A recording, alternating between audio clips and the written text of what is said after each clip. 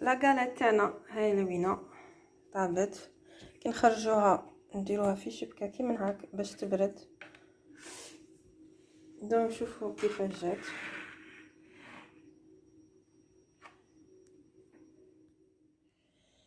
السلام عليكم، مرحبا بكم في قناه اسرار الطبخ. اليوم غادي نديرو لاكاليت او دو.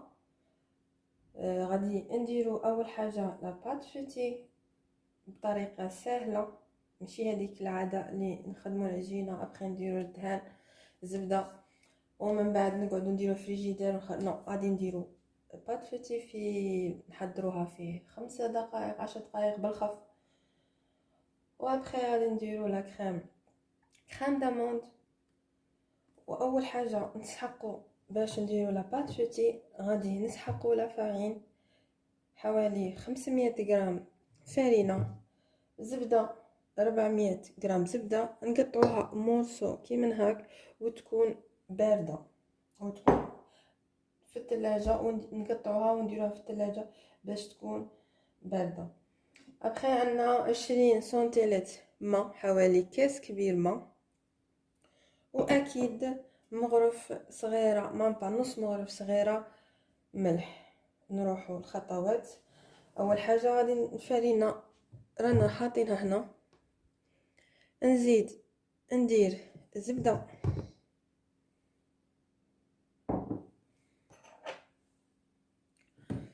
وندير نص مغرف ملح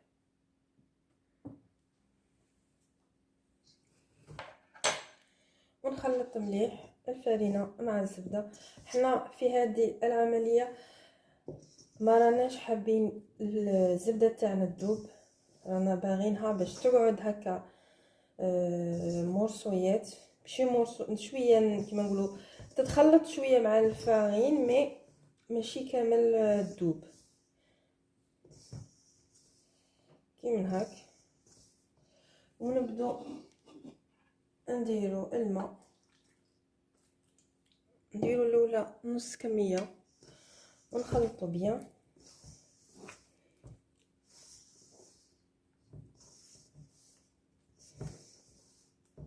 نبغو تاني نديرو في الروبو،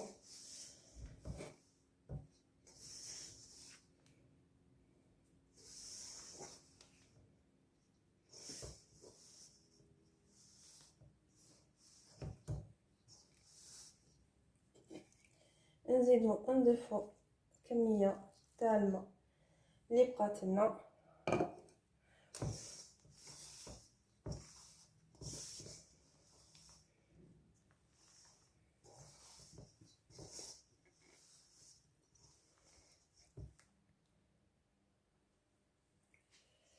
العجينه تاعنا دروك راهي واجده، اللي قلنا نحسو لي مورسو تاع الزبده مازال كاينه.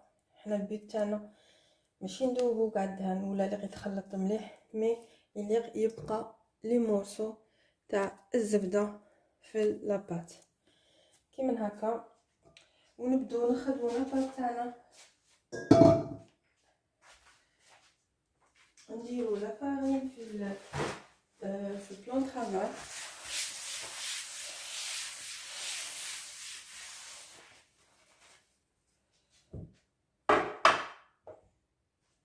باش ما تلزقناش، دونك لا فارين نديرو كميه مليحه باسكو مازال راهي الزبده فيها.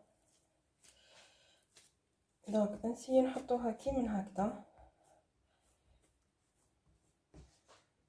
ونحلوها على شكل مستطيل.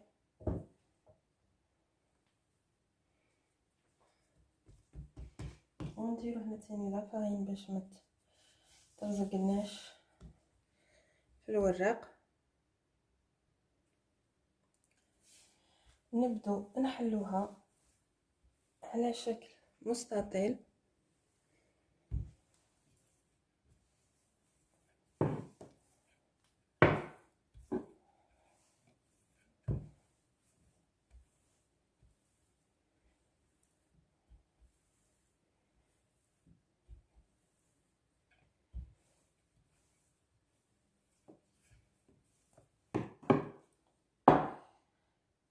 غادي نجيبها هنا، غادي تما ندير تورناج دوبل.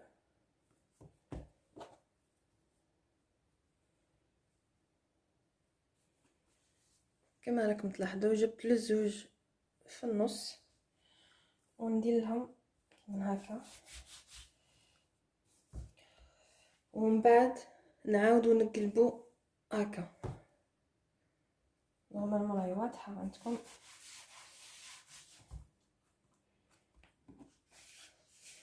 نسي نعرض مليح.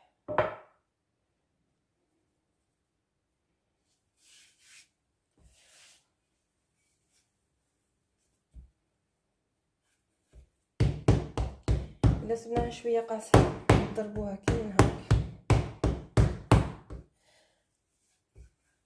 باش تعاوننا وتنتحل، ومن بعد نزيدو نحلوها مستطيل اخر.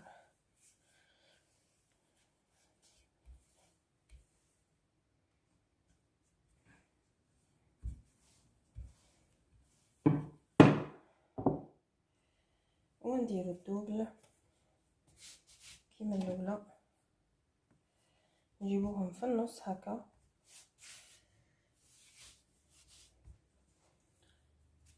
بهذه الطريقه،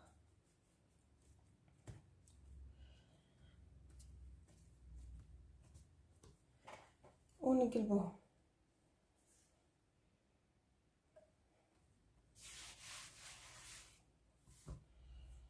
هكذا. دونك هذه المره الاخيره اللي غادي نزيدو نحلوها،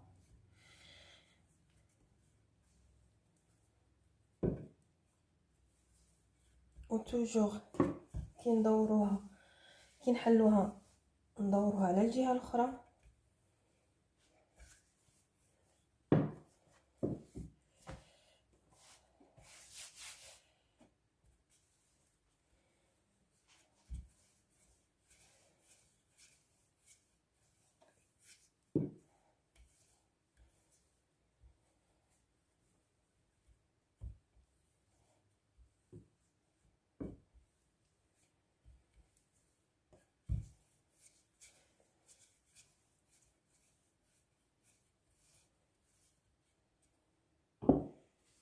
دونك لي يكونوا الاطراف كاع متساويين.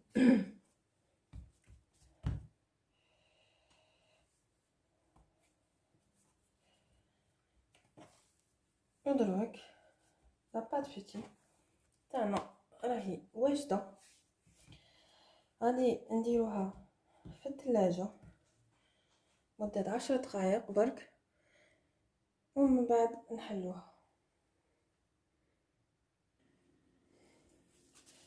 لاباط تاعنا بعد ما خليناها ريحت 10 دقائق في الثلاجه نجو نقسموها على 2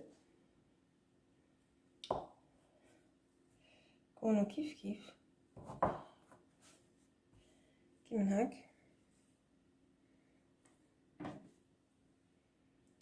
كما راكم تلاحظوا تشوفوا هنا طبقات تاع التوراق. غادي نجيب نحل الاولى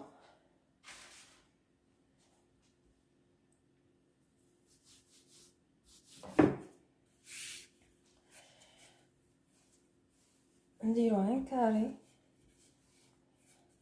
ما نحلش بزاف على حساب ما راني باغيه ندير الشكل. غادي باغيه ابخي باش ندير هذه ثم نحلوها على حساب الدائره هذه اللي راني باغيه ندير بها السكر. هذه 22 سنتيم. تقدروا لما عندكمش هذا ديروا اي دائره، نقدروا نديروا طبسي ولا غير باش ناخذ الشكل تاع الدائري.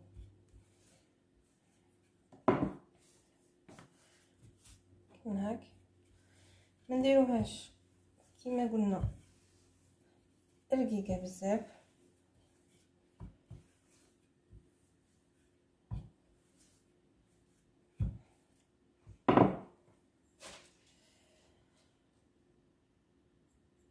ونطراسو الدائرة تاعنا.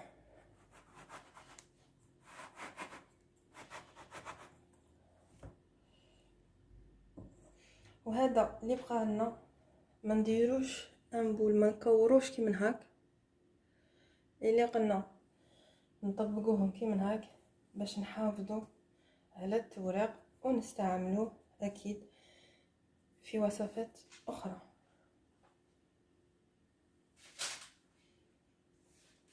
ونديروه في ورق الزبدة، ونديروها تبرد نص ساعة. نديرو زوج كي من هادو ونديروهم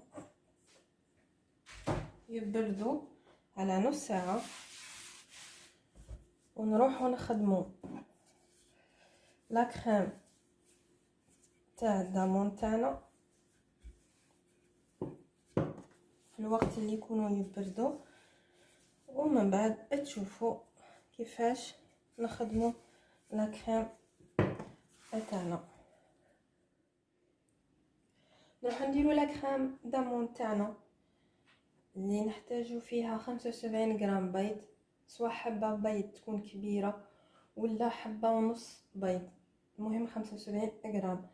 75 غرام زبده تكون طريه، تكون كيما بوماد. 75 غرام لوز مرحي، ومهم هي نورمالمون تجي باللوز، مي الا كان بغيتو ديروها بالكاوكاو تقدروا ديروها تاني بالكاوكاو. عندنا 10 غرام فرينه، وعندي 75 غرام سكر غلاس ولا فاني ليكيد. غادي ندير الزبده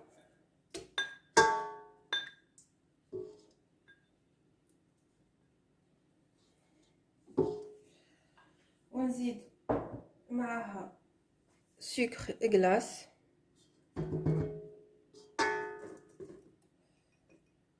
نخدمو السكر غلاسي مع الزبده.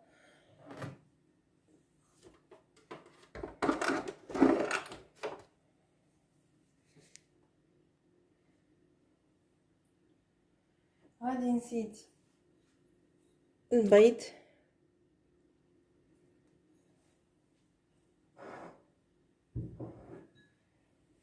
واللوز والفاني.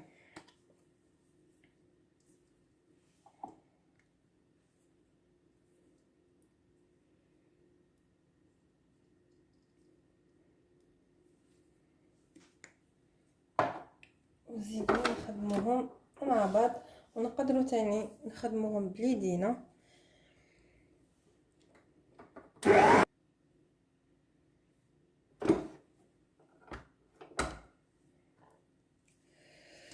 خلط بيان المكونات باسكو توجو يبقى من تحت لازقين.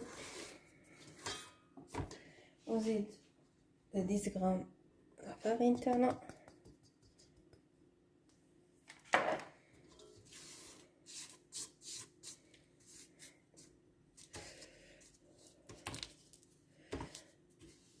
ونبدو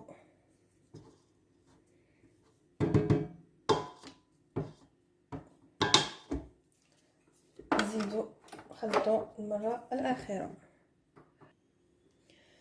بعد ما خدمنا لا كريم دامون تاعنا نجيبو بوشادور ونمروها، وتكون هكذا نديرو لها تخلوها صوابكي من هكا كامله، ونعمرو كامل لا كريم تاعنا.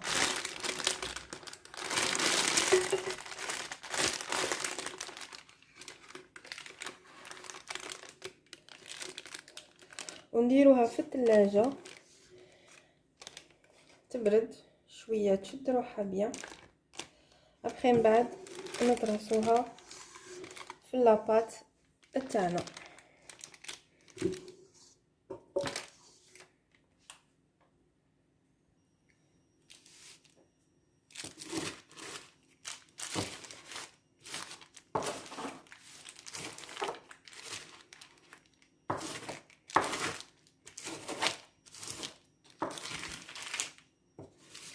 ندفعو كامل لاكريم تاعنا باش يخرج الهواء. ابخي نديروها في الثلاجه.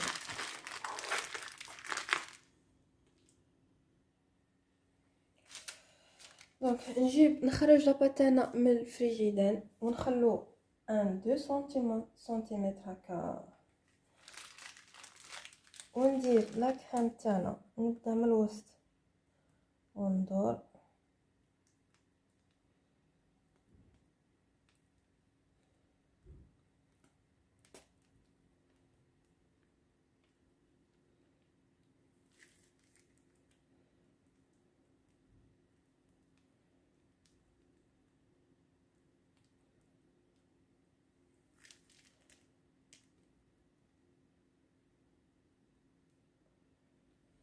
دو سنتيمتر. نخلو نزيدو هذا اللي بقى نزيدوه من الفوق.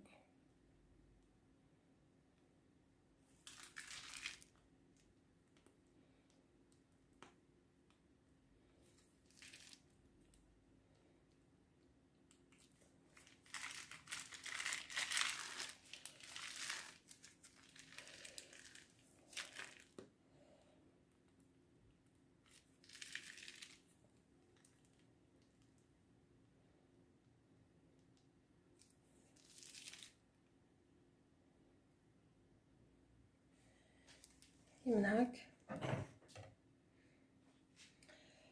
ابخي نديرو في الحواشي الماء. دونك في الحواشي غادي نديرو الماء،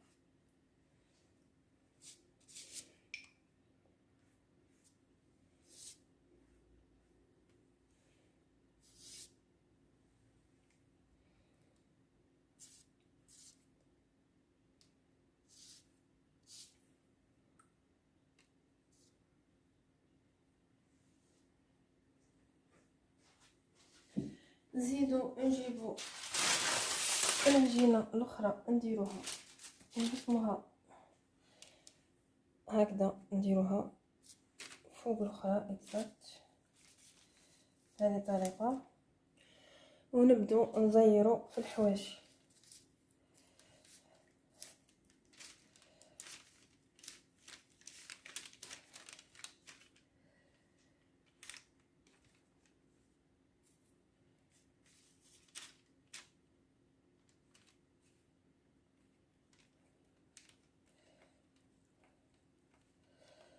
نزيرو بيان في الحواشي.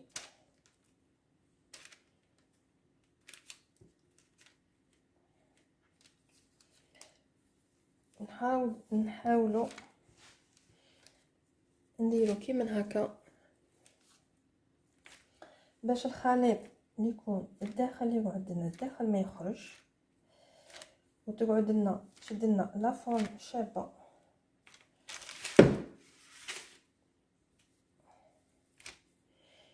نضغطوا كيما هكا. دونك هذه الطريقه مهمه بزاف.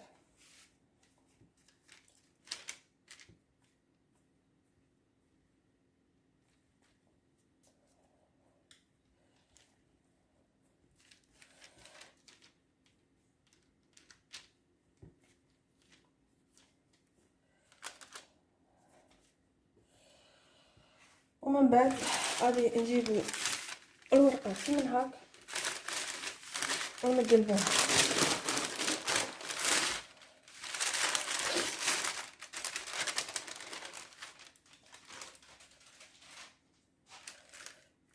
هذه الطريقه.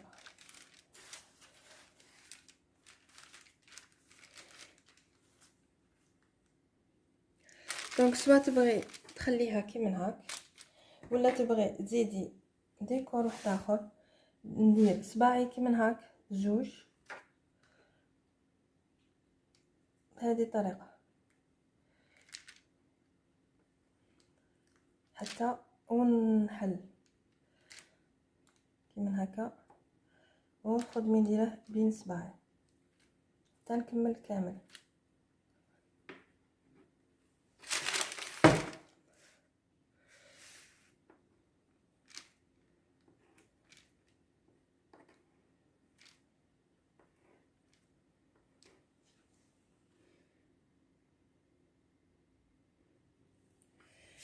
كي نكملو كامل نزيد نكمل هكا باش يجي الشكل مليح. ندخل صباعي فين هادوك المسافات ونزير مليح باش يعطينا هذاك الشكل شباب.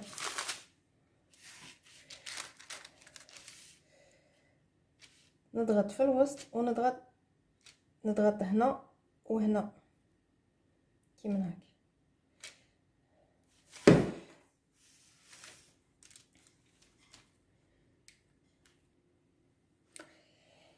ومن بعد نجيب كوردون من هاك نثقبها في الوسط باش يولي يخرج الهواء. غادي نزيد ندير تاني ربعة بهذه الطريقة. هنا صفار البيض غادي ندهن كامل السطح. غادي ندهن دو فوا زوج خطرات، ندهنها ونديرها في الثلاجة باش تشد لنا هذاك الكولر شباب. في الثلاجة تنشف شويه، هي نشوف هذاك صفر البيض. هي كي نخرجوها نقدروا نديروا السيرو، ولا كانت شفناها غير بالصفار يقدر غير الصفار هو اللي يخلي لها من فوق هذيك اللمعه اللي تجي شابه وهذاك الكولر.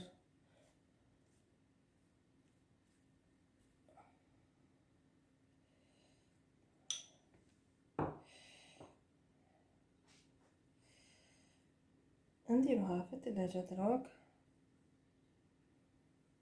مدة من 5 إلى 10 دقائق. سيو ما نهودوش تحت باش ما نخلوش يخرج لنا من الجوانب. نديرو جوست هنايا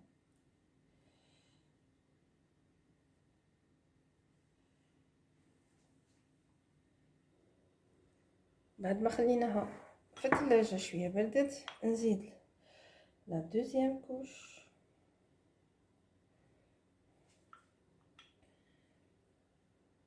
تاع صفار البيض.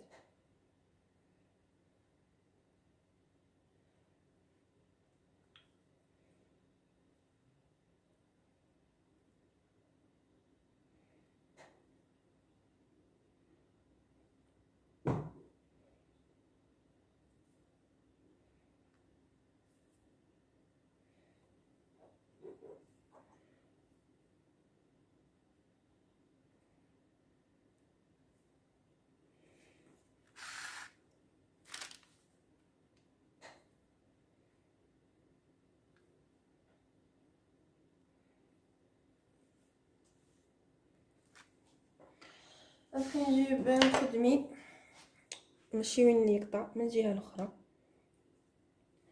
غادي نسيي ندير الشكل كيما هاك، ماشي نقطعها غير هاك من الفوق. ومن هذيك هنا الثقبه هي اللي ديرتها في الوسط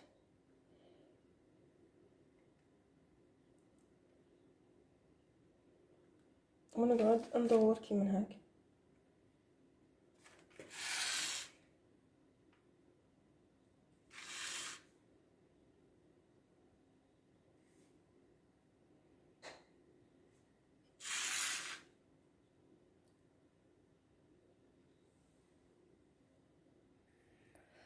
بعد ما تحصلنا على هذا الشكل غادي ندخلوها في الفرن على درجة حرارة 180 ونكونوا من الاولى ديجا سخنا الفرن تاعنا الكوشه تاعنا وطيب لنا ما بين 30 حتى 35 دقيقه.